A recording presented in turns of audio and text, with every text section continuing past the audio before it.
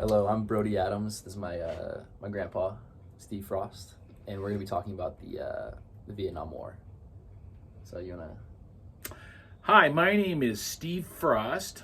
Like Brody said, I'm his grandfather, and I was born in December of 1947. So that put me at an age where Vietnam was a really big deal. It affected my life and everybody I knew. I mean, it was a lot of people went off to war, and many, some of my friends from high school did not come back, and it was a real drag. And I remember being in high school when JFK was shot when I was in 10th grade, and then Johnson became president, and then you started hearing about the war, but you kind of couldn't relate. And then, as we got nearer to graduation and the war escalated, we began to go, uh-oh. And, some people were going to Canada. I mean, it was not a great war, as we know, and it's a shame that it ever happened, I think. But it kind of motivated what you did. I mean, it forced you to stay in school, keep your student deferment up. And I, unfortunately, I played high school football, and I wrecked my knee and had 2 surgeries. And so I was one of the lucky ones. I was 4F, so I didn't have to go. But still, it was had a real impact on our generation. There were lots of protests. The war was so unpopular, it made everybody doubt government. There were a lot of bumper stickers in those days. Doubt authority or something like that. For the first time, we just didn't believe what our government was telling us. We couldn't see where a war like that was justified. And I think some 58,000 Americans died, but I think there was 2 million total, including the Vietnamese, and maybe more than that. So you graduated in 1966. I did. I graduated in 1966, and the war was really escalating at that point. What was your opinion on the war when you were in high school? Well, for a long time when I was younger in high school, I didn't really doubt what our government was telling us. I mean, you didn't do that. But then as it wore on, You're a baby boomer. I was a baby. It was not a good time to be my age and graduating from high school, because if you didn't do something about it, you were going to get your 1A card, and you were going to get drafted. The draft was in existence then, and it was not a good thing. So it was very unpopular. It was terrible for our country. I still think we're reeling from some of the decisions that were made then. It was a political war, not a people war necessarily. Anyhow, anything else? Did you attend any protests in the 60s? Yeah, I went to San Francisco and did a little bit of marching, but not a lot. I was a little bit of a lightweight hippie, I like that. Because I always worked, and when I wasn't in school, well, I was in school, but in the summers I worked. I had a job as a surveyor, and then when I wasn't doing that, I was in school. But then it became a moot point. I was 4F. Yeah. I didn't have to worry about it. Because I was trying to think about if I was that age. Yeah. I was trying to think of how I would have thought about the war.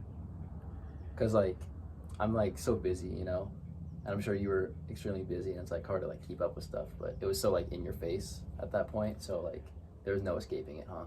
'Cause No, every time. it was kind of a personal war to myself and all my buddies, because we were personally going to go to war. Yeah, and, yeah.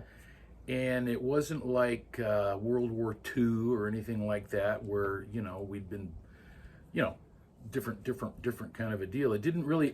We looked around and we couldn't see where Vietnam was, had a direct impact on our society, so we couldn't relate to the culture, that part of the world, and so as you know, your friends come back dead. You going, for what? For what purpose?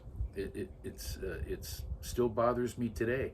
I still meet every month with some of my classmates, the men from my graduating class of 1966. I know we're old now, but anyhow, yeah, a popular subject whenever we get together every month is the guys that aren't there because they died in Vietnam.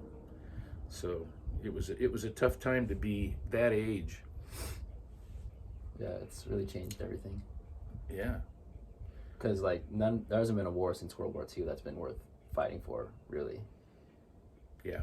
Like Korea, Vietnam, all the wars in the Middle East. Yeah, I tend to agree. As soon as we get involved, things escalate. Yeah. It's unfortunate. Yeah. So it was a drag. It was great to see us pull out in, I believe, '73. That was a big day. But in the interim, like I said, 58,000 of guys that are my age, young healthy guys, but they didn't make it, and for what? Yeah. Plus, it was like the first war that was like fought on TV, so that did that influence how you that's thought true. about it? We saw all the clips every night on television. They had correspondents there in Vietnam filming things, and then we would see the politicians talk and stuff, and it was a real drag. We witnessed things on TV like the Tet Offensive, and some of the big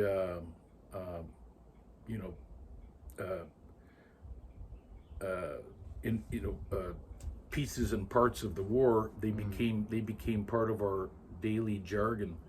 We didn't know what a Tet was.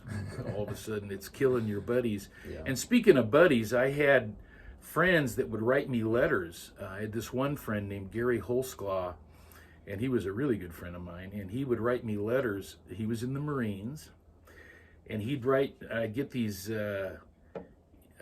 about 5x7 sheets with a USA flag border or something like that, and they'd be all sweat stained and whatever, because it's hot and muggy over there. But anyhow, he'd tell me about his experiences in the trench warfare and the tunnels that he went in and hand-to-hand combat, and man, it was very sobering. And then all of a sudden the letters stopped coming. Bad luck. So did you ever hear what happened to him? Yeah, he was shot 3 times. I went to his funeral in Loomis, California. That's where our high school was, and which coincidentally is my daughter's yoga studio today. Same building. The funeral home in those days is now a yoga studio, so that's a plus.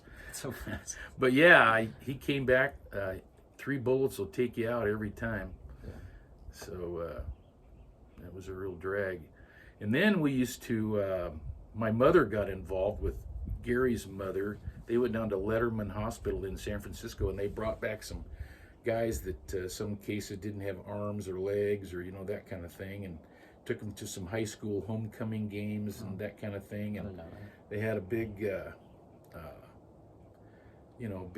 big to-do for those guys, and it was very sad, I gotta tell you.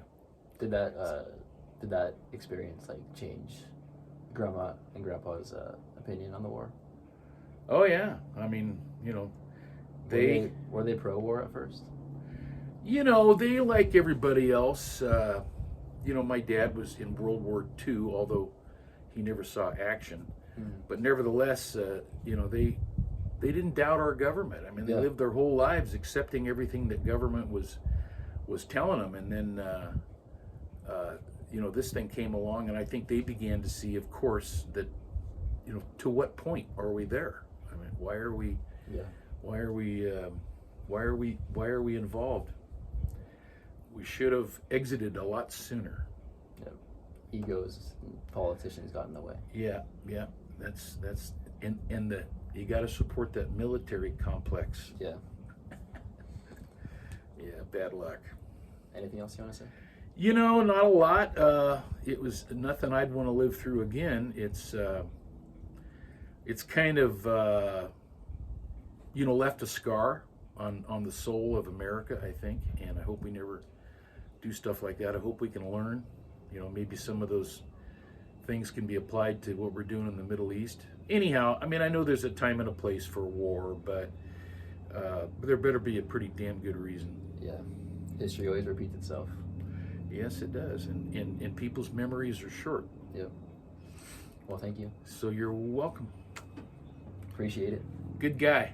Thank you.